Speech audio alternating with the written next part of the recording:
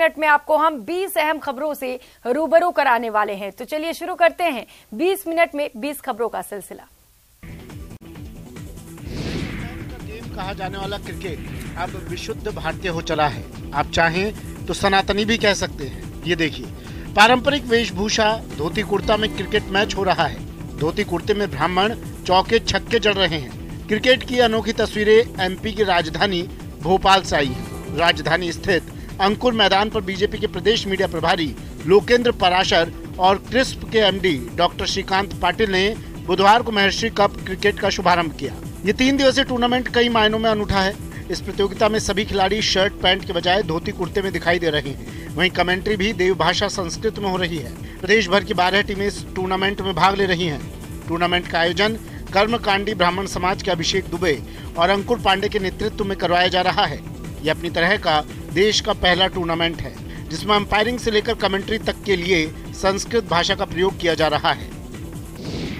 54% non graduate और 45 और 64 साल के 59%।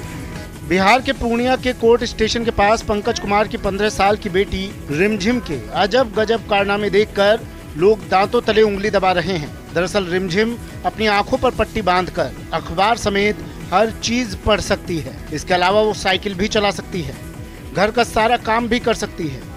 आंख पर पट्टी बांधकर ही वो टीवी भी देख सकती है। लेकिन इसके पीछे जादू नहीं बल्कि मेडिटेशन है।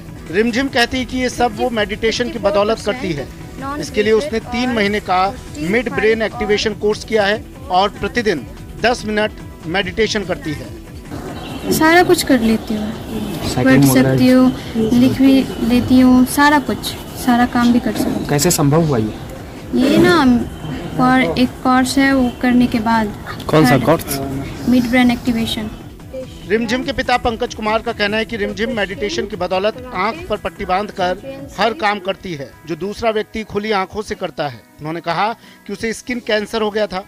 पटना से लेकर एम्स तक कई डॉक्टरों को दिखाया लेकिन ठीक नहीं हुआ। जब से उसने मेडिटेशन करना शुरू किया, बिना दवा के उसका कैंसर ठीक हो गया।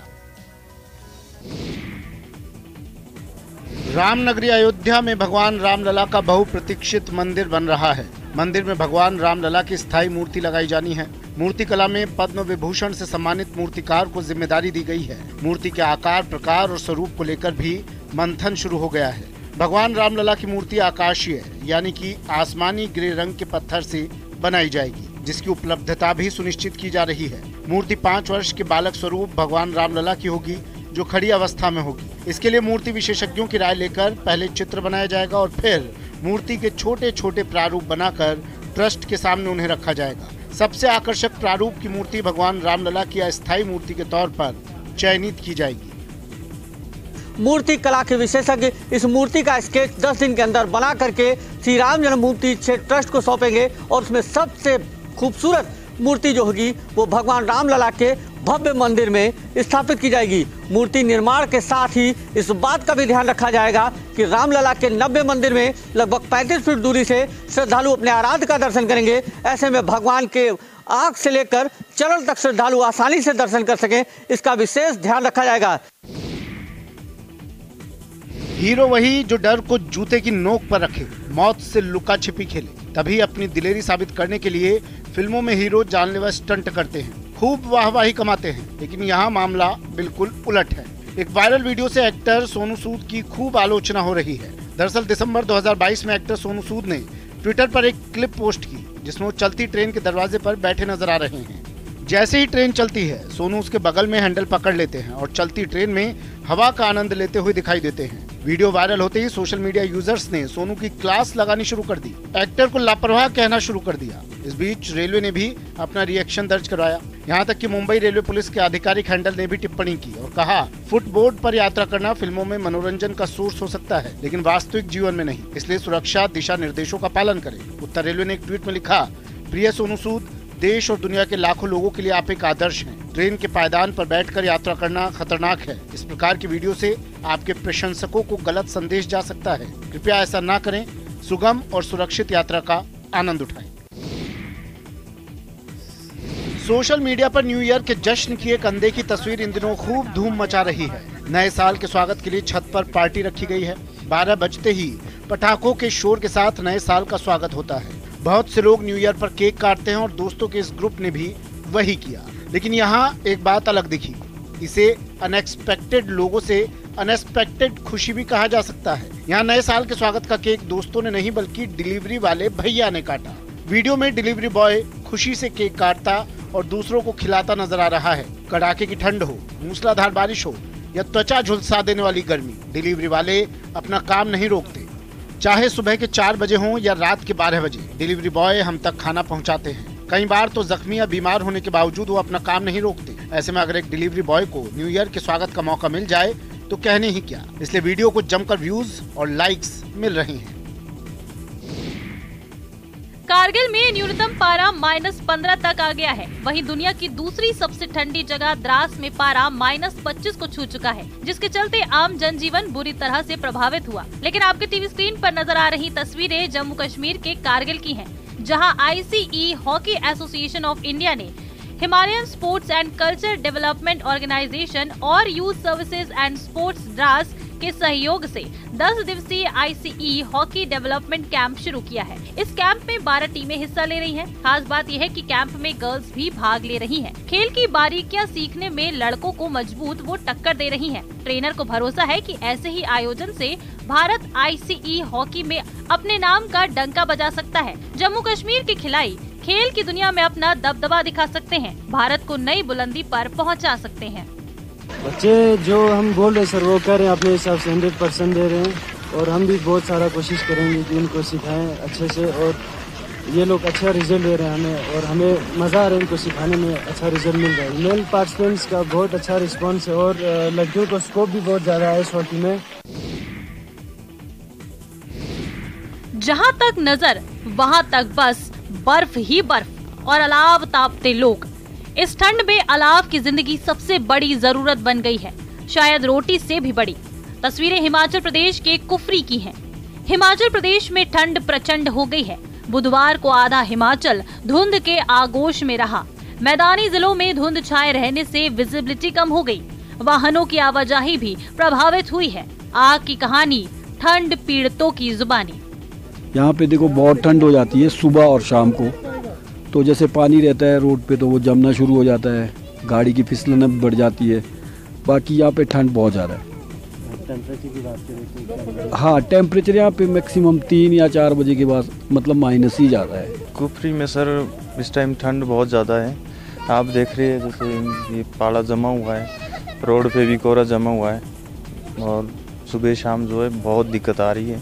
गाड़ी चलाने में भी दिक्कत, गाड़ी फिसलन ऐसे भी फिसल जाते लोग। 7 और 8 जनवरी को कई क्षेत्रों में बर्फबारी और बारिश का पूर्वानुमान है, यानी सर्दी के सितम से फिलहाल राहत की उम्मीदें नहीं हैं। चूरू में बर्फानी सर्दी का सितम लगातार जारी है। पिछले 3 दिनों से यहाँ पारा जमाव बिंदु के नीचे पहुँच रहा है, जिसकी वजह से किसानों की चिंताएं बढ़ गई हैं। गुरुवार को मौसम विभाग ने -1.5 डिग्री न्यूनतम तापमान दर्ज किया, जो इस सीजन का सबसे कम तापमान रहा है। दिन का तापमान भी यहाँ लगातार लुढ़क रहा है। चूरू में लगातार तीसरे दिन पारा -, डिग्री में चल रहा है। यहाँ मौसम विभाग ने आज -1.5 डिग्री न्यूनतम तापमान है वो दर्ज किया है। इससे पहले -0.9 डिग्री, उसके बाद -0.5 डिग्री और आज -1.5 डिग्री न्यूनतम तापमान रहा।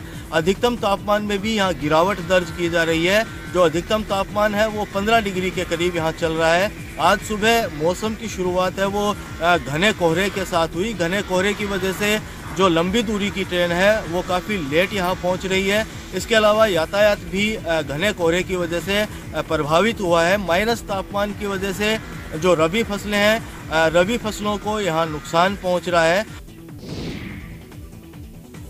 यूपी के हरदोई में थाना अध्यक्ष का एक वीडियो सोशल मीडिया पर वायरल है। पुलिस के प्रति लोगों में नई धारणा बना रहा है।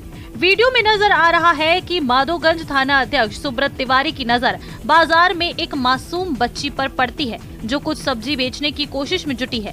थाना अध्यक्ष उसके पास जाकर उसके बारे में जानकारी लेते हैं। उससे उसकी पढ़ाई लिखाई के बारे में पूछते हैं। पढ़ाई नहीं करती हो? स्कूल जाती हो? किस कक्षा पढ़ती हो? 5 में। लड़की बताती है कि वो कक्षा 5 की छात्रा है। पढ़ाई के बाद जो समय मिलता है उसमें वो खेत से कुछ सब्जी लेकर बाजार में उसे बेच देती है, जिससे परिवार को घर खर्च चलाने में कुछ मदद मिल जाती है। लड़की ने ये भी बताया है कि उसके पिता की तबीयत खराब रहती है। ये सब जानकर थाना अध्यक्ष उस लड़की के पास मौजूद सभी सब्जियों को कई गुना दाम देकर खरीद लेते हैं और आगे भी मदद करने का आश्वासन देते हुए कहते हैं कि वो अपनी पढ़ाई पूरी करे। ये तो पूरा दे दो, इस खंड में अब तुम जाओ घर, हम तुम्हें रुपया देते हैं, ठीक है? लो तुम ये हमारे तरफ से 100 रुपए रखो। लो पहले पैसा ले लो। देखो बेचारी ठंड में यहाँ पे।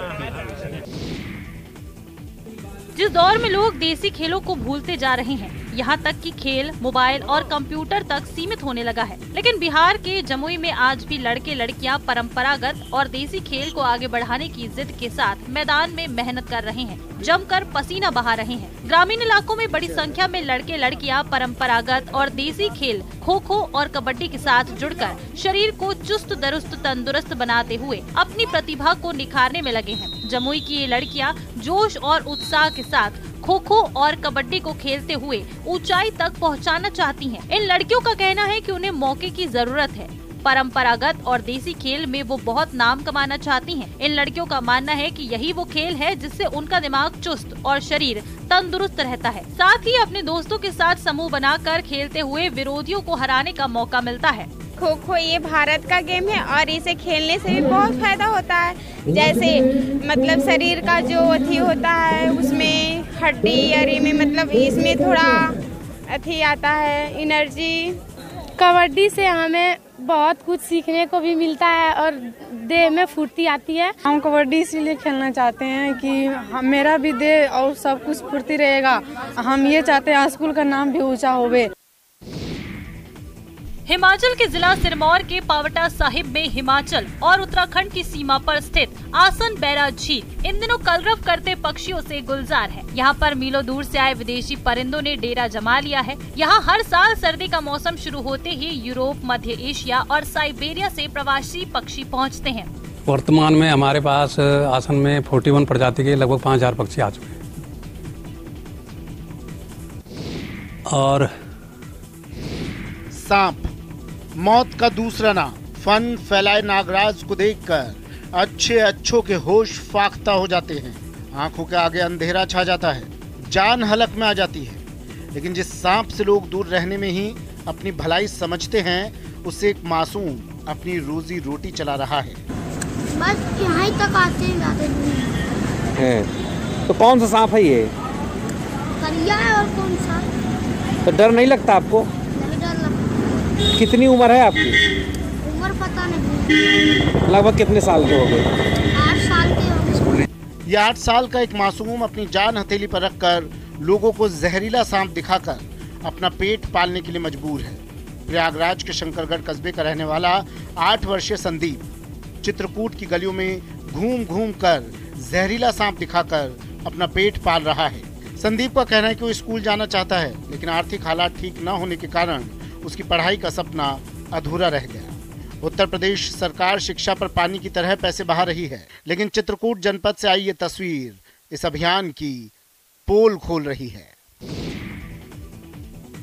क्या ऐसा हो सकता है कि आप बहुत बड़ा व्यापार करते हो और आपको ही ये बात पता नहीं हो?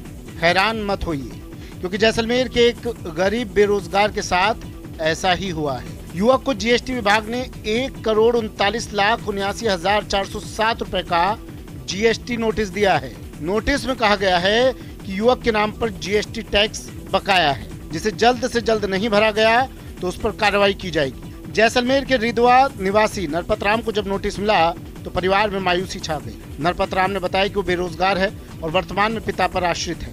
उसके पिता गाँव में खेती का काम करते हैं और वो शिक्षक भर्ती परीक्षा की तैयारी के लिए सूरतगढ़ में पढ़ाई कर रहा है। सी से पता किया तो सी ने बोला कि आपके नाम से दिल्ली में कोई फर्जी फर्म चल रही है, वहाँ पे आपके 1,39,40,00,000 और 79,407 रुपये का वो जीएसटी आपको वहाँ भरना पड़ेगा और 9 तारीख को आपको दिल्ली जाना पड़ेगा और आपके पैन कार्ड पे फर्जी वहाँ फर्म चल रही है। उत्तराखंड जैसे खूबसूरत राज्य से न सिर्फ देशवासी बल्कि विदेशी भी वाकिफ हैं। लेकिन इस बार उत्तराखंड में मौजूद एक ऐसे रहस्यमय मंदिर के बारे में जानिए जहां लोग दूर दूर से दर्शन के लिए पहुंचते हैं। जी हां, हम बात कर रहे हैं अल्मोड़ा के कसर देवी मंदिर की। ये मंदिर अपने एक अनोखे चुंबकीय चमत्कार से लोकप्रिय है, जिसके बारे में जानने के लिए अक्सर यहाँ वैज्ञानिक भी आते रहते हैं। माना जाता है कि इस चमत्कार के बारे में आज तक कोई पता नहीं लगा पाया। कसार देवी में पहली बार 1890 में स्वामी विवेकानंद ने ध्यान किया। इसके बाद कसार देवी इतनी प्रसिद्ध हुई कि वॉल्टर इवांस वेंटेज, डेनमार्क के रहस्यवादी सुनीता बाबा, तिब्बती बौद्ध लामा अनागरिक गोविंद जैसे दर्जनों लोग यहाँ आए और ध्यान किया। आज भी देश और दुनिया से लोग शांति के लिए यहाँ पहुँचते हैं। हम लोगों को महसूस होता है कि जैसा वातावरण और जो एक अलौकिक अनुपम एक प्रकृति की छटा और एक ऊर्जा का एहसास जो कसार देवी हो रहा है वो मुझे लगता है कहीं नहीं हो। मणिपुर की राजधानी इम्फाल में जेलियांगरोंग नागा समुदाय की विशिष्ट पहचान को दर्शाने वाला सबसे बड़ा धार्मिक और सांस्कृतिक उत्सव गणनगाई बुधवार से धूमधाम और उल्लास के साथ शुरू हो गया। इस अवसर पर सर्वशक्तिमान को श्रद्धांजलि अर्पित करने के लिए पवित्र अनुष्ठान हो होइंग के पारंपरिक तरीके, आग बनाना आदि किया गया। 5 दिवसीय त्योहार के बाकी दिन आम त्योहारों, नृत्यों और उपहारों की प्रस्तुतियों से जुड़े होंगे। मणिपुर में गान नगाई महोत्सव काबुई नागाओं और जेलियांगरोंग नागाओं के लिए महत्वपूर्ण है, जो असम, मणिपुर और नागालैंड के ट्राई जंक्शन में रहने वाले स्वदेशी नागा समुदाय हैं। समारोह का उद्घाटन करते हुए मणिपुर के मंत्री ने कहा कि ये त्योहार लोगों के बीच शांति, मित्रता और क्षमा का संदेश फैलाता है। I'm so proud. First of all, I'm so proud to be a youth of Kabui, and it's a privilege for me to be born and brought up here, and it's lucky, I should say, because there are lots of deep inside. There are lots of things which we don't know yet. Ramp पर उतरी हसीनाएं, ठंड में बढ़ाया पारा। Winter carnival की पहचान कहे जाने वाली विंटर क्वीन का पहला राउंड मनाली की मनोरंगशाला में आयोजित किया गया। विंटर क्वीन में भाग लेने आई सभी लड़कियों ने माइनस तापमान में रैंप पर उतरकर अपने हुस्न के जलवे बिखेरे। रैंप पर उतरी 27 हसीनाओं ने हुस्न के अलावा अपनी प्रतिभा का भी प्रदर्शन किया। विंटर क्वीन 2023 काफ़ी अच्छा कॉम्पिटिटर्स है, सारे के सारे बहुत कॉन्फिडेंस है, लड़कियां सब बहुत अच्छा कर रही हैं, बहुत ग्रेसफुल वॉक है सबकी। अंतिम दिन 25 में से 10 लड़कियां फाइनल राउंड के लिए चुनी जाएंगी। फिर इनमें से किसी एक के सर विंटर क्वीन का ताज सजेगा। कंपटीशन सच में बहुत डिफिकल्ट है। यहाँ पे 27 फाइनलिस्ट है विंटर क्वीन की, और वो बहुत ही ज़्यादा टैलेंटेड हैं और सब अपने वे में बहुत यूनिक है। सबकी पर्सनालिटी बहुत ही यूनिक है।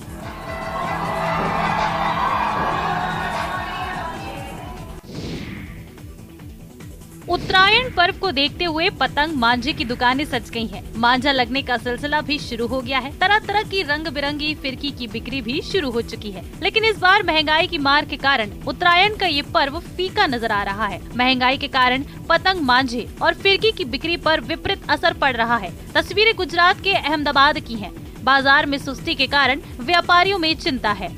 तो मैंने कब से देख रहा था कि 2 साल से मैंने भाव इतना बढ़ा है कि आप देखो कि बहुत भाव बढ़ गया है। पहले मैंने अभी अगली साल की बात बोल रहा हूँ, 2 साल की बात नहीं, अगली साल की मैंने लिया था 2600 में मैंने पतंग लिया था, और अब की राउंड में आप बोलो तो मैंने 3200 रुपये का भाव बढ़ गया है। गई साल के मुकाबले में ये साल कागज और मजूरी और सिल्ली का रेट बढ़ने से क्या हुआ कि 1000 रुपये का डिफरेंस होगा। जो चीज़ हमने गई साल होलसेल में 2600 में खरीदी थी और बनवाई थी, और आज वही चीज़ हमारे को 3600 में बनाना पड़ी।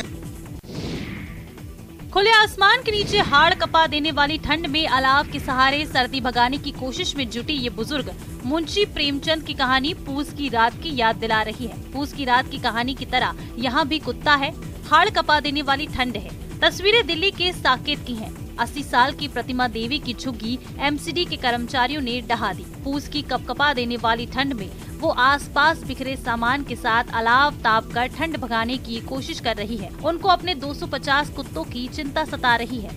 250-300 डॉग तो है। हाँ, उनको देखभाल पूरा होता है। हाँ, ऐसे ही जे बच्चे के तो मानते हैं।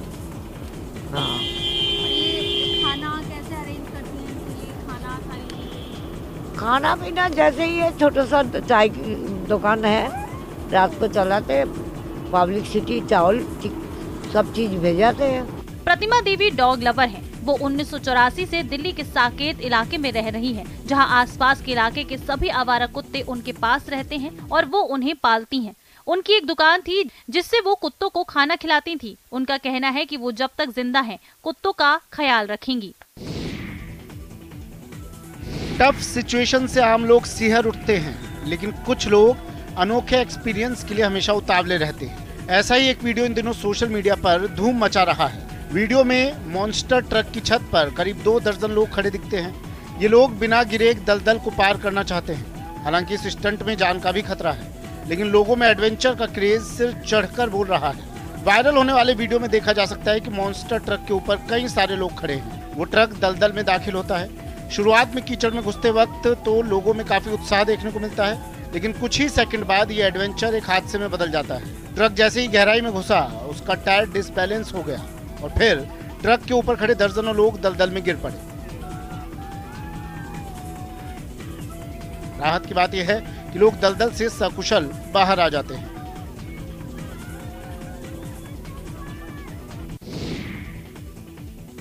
जो आता जा रहा है वो भंवर में समाता जा रहा है, या यूं कह लीजिए कि भंवर सबको अपने आगोश में समेटता जा रहा है। यहाँ देखिए, पोखर में पानी भरा हुआ है, वहाँ घास फूस की कई चीजें अपने आप समाहित हो रही हैं। वे पानी के अंदर इतनी तेजी से समाहित हो रही हैं कि लग रहा है कि उसे नीचे से कोई खींच रहा है। सोशल मीडिया पर हाल ही में वीडियो वायरल हुआ है, जिसे देखकर कुछ लोग डरे हुए हैं। इसमें दिख रहा है कि एक ऐसा सिंक होल बन गया है जिसमें कई सारी चीजें अपने आप समाहित होती जा रही हैं। हैरानी की बात यह है कि सिंक होल पानी के बीचों बीच बनाया हुआ है।